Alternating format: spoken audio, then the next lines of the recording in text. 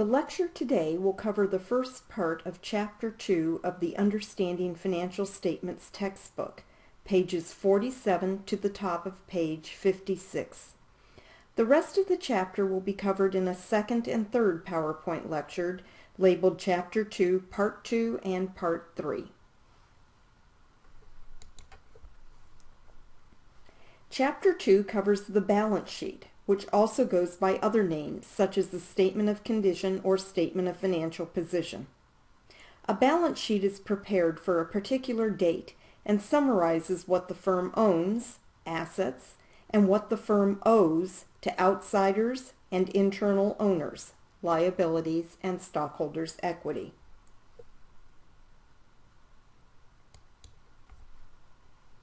The balance sheet equation, also called the accounting equation, is a picture of the balance sheet. Assets equal liabilities plus stockholders' equity. Assets are resources owned by a firm that will benefit the firm in the future. Liabilities are debts, or what the firm owes to outsiders. Stockholders' equity is the claim that the owners have on the firm.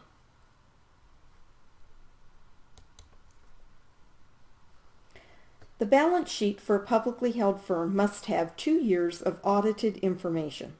This allows users of the statement to be able to compare the firm from one accounting period to the next.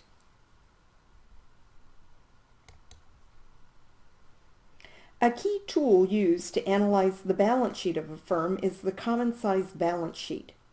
A common size balance sheet is created by dividing each account found on a balance sheet by the amount for total assets for that year. The percentages that result are a form of vertical analysis and allow decision makers and analysts a way to compare the firm to itself from year to year, as well as comparing the firm to its competition or other firms.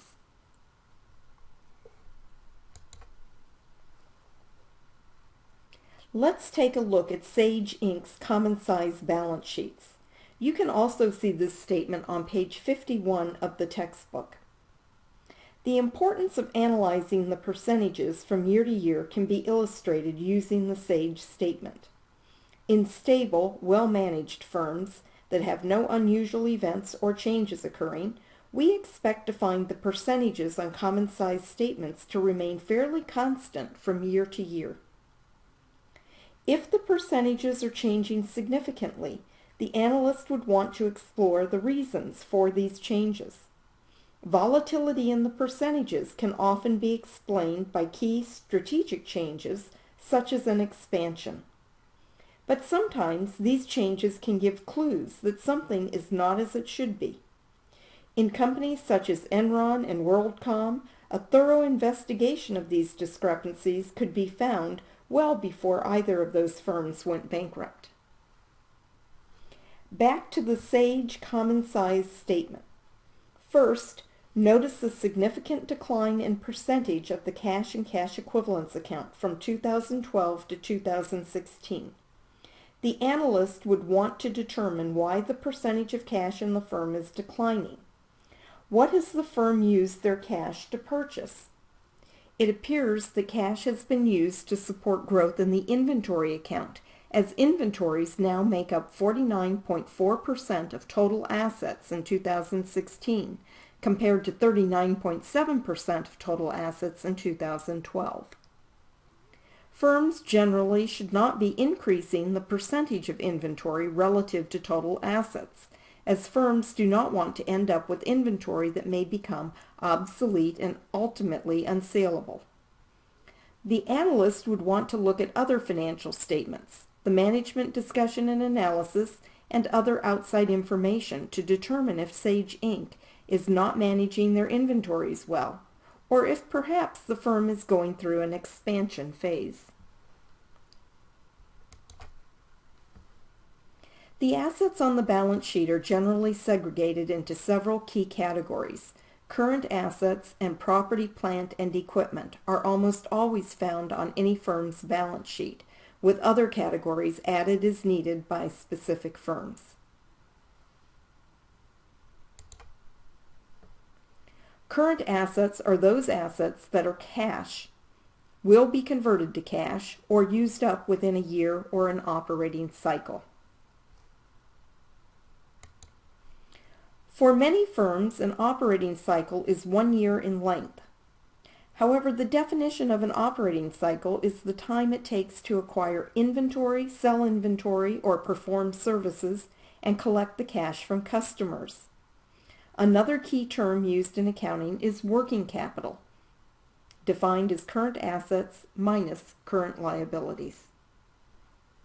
Typical current asset accounts found on balance sheets of companies include cash and cash equivalents, marketable securities, accounts receivable, inventories, and prepaid expenses. We will review each of these accounts. The cash and cash equivalents account is composed of cash and near cash items. Petty cash kept in the office along with checking and savings accounts are combined in this account.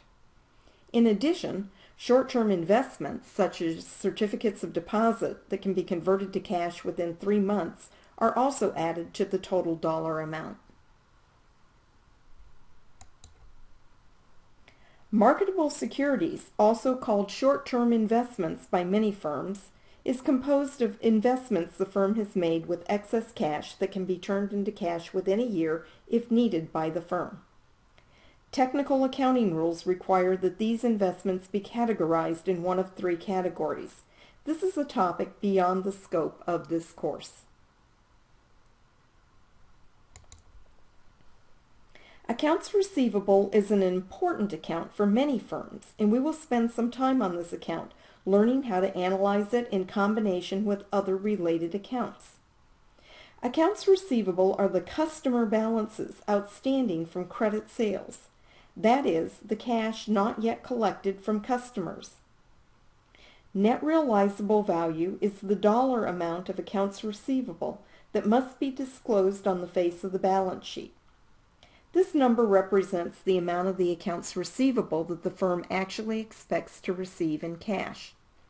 To obtain this amount, accountants estimate a dollar amount each year that they expect will not be collected due to defaults by customers.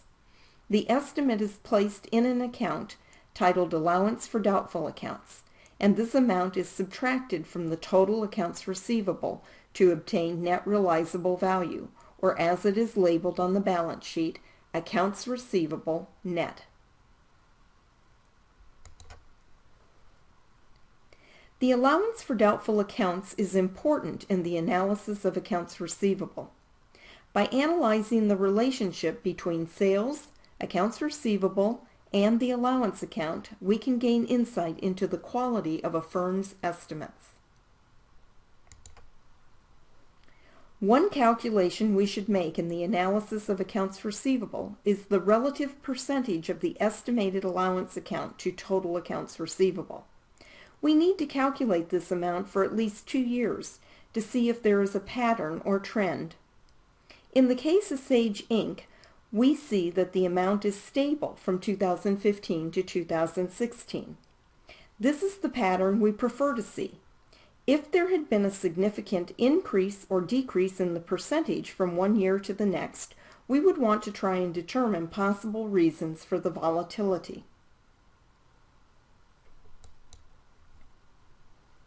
An analyst would also want to determine if there is a consistent relationship between the growth rate of sales, accounts receivable, and the allowance account.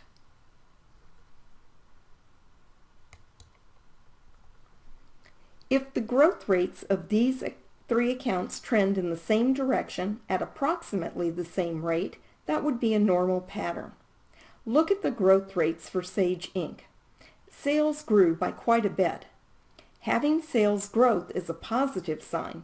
We would expect the accounts receivable and allowance account to also grow at an equivalent rate. For Sage, we see that both accounts increased, but not at the same rate as sales. To analyze the growth rates for any company, be sure to address the following questions. Are all 3 accounts changing in the same direction and at consistent rates of change? If the direction and rates of change are not consistent, What are possible explanations for these differences? If there is not a normal relationship between the growth rates, what are possible reasons for the abnormal pattern? For Sage, it appears that while sales have grown, the firm has managed to collect most of the sales in cash. While the pattern is abnormal, sales increase 40% while accounts receivable only increase 7%, this probably is not a concern. In fact, the more accounts collected in cash reduces the risk of not collecting. The allowance account has grown in line with the accounts receivable account, so that is a normal pattern, which has already been confirmed by looking at the allowance percentage relative to total accounts receivable.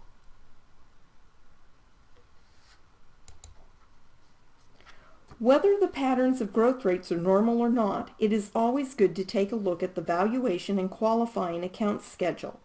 This is a required exhibit that firms include in the Form 10-K or annual report sent to the SEC annually.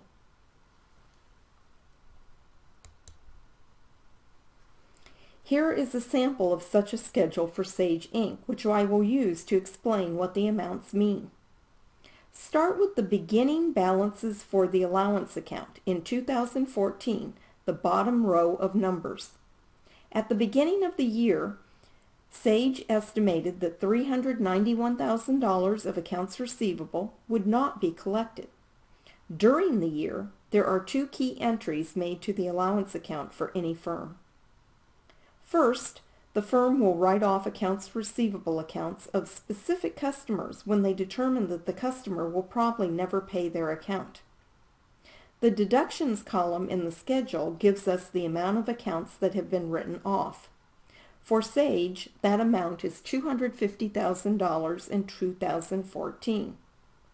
At the end of the year, Sage estimates, based on the final accounts receivable balance, the amount of accounts receivable the firm expects will be written off in the future. At the end of 2014, Sage has estimated that $400,000 will not be collected.